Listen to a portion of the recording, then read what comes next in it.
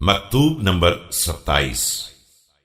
آپ علیہ السلام کا عہد نامہ محمد ابن ابی بکر رضی اللہ تعالی عنہ کے نام جب انہیں مصر کا حاکم بنایا گیا۔ بسم اللہ الرحمن الرحیم۔ فاخفض لهم جناحك وأرل لهم جانبك وابسط لهم وجهك وآس بينهم في اللحظة والنظرة حتى لا يطمع العظماء في حيفك لهم ولا ييأس الضعفاء من عدلك عليهم۔ لوگوں کے سامنے اپنے شانوں کو جھکا دینا اور اپنے برتاؤ کو نرم رکھنا، کشادہ روئی سے پیش آنا اور نگاہ و نظر میں بھی سب کے ساتھ ایک جیسا سلوک کرنا، تاکہ بڑے آدمیوں کو یہ خیال نہ پیدا ہو جائے کہ تم ان کے مفاد میں ظلم کر سکتے ہو اور کمزوروں کو تمہارے انصاف کی طرف سے مایوسی نہ ہو جائے۔ فإن الله تعالى يسائلكم معشر عباده عن الصغيرة من أعمالكم والكبيرة والظاهرة والمستورة، فإن يعذب فأنتم أظلم وإن يعفو فهو أكرم۔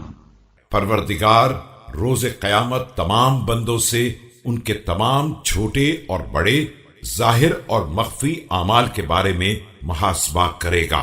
اس کے بعد اگر وہ عذاب کرے گا تو تمہارے ظلم کا نتیجہ ہوگا، اور اگر معاف کر دے گا تو اس کے کرم کا نتیجہ ہوگا۔ واعلموا عباد الله أن المتقين ذهبوا بعاجل الدنيا وآجل الآخرة، فشاركوا أهل الدنيا في دنياهم ولم يشاركوا أهل الدنيا في آخرتهم۔ بندگان خدا، یاد رکھو کہ پرہیزگار افراد دنیا اور آخرت کے فوائد لے کر آگے بڑھ گئے۔ وہ اہل دنیا کے ساتھ ان کی دنیا میں شریک رہے، لیکن اہل دنیا ان کی آخرت میں شریک نہ ہو سکے۔ سكنوا الدنيا بأفضل ما سكنت وأكلوها بأفضل ما أكلت، فحظوا من الدنيا بما حظي به المترفون وأخذوا منها ما أخذه الجبابرة المتكبرون۔ وہ دنیا میں بہترین انداز سے زندگی گزارتے رہے، جو سب نے کھایا اس سے اچھا پاکیزہ کھانا کھایا، اور وہ تمام لذتیں حاصل کر لی جو عیش پرست حاصل کرتے ہیں، اور وہ سب کچھ پا لیا جو جابر اور متکبر افراد کے حصے میں آتا ہے۔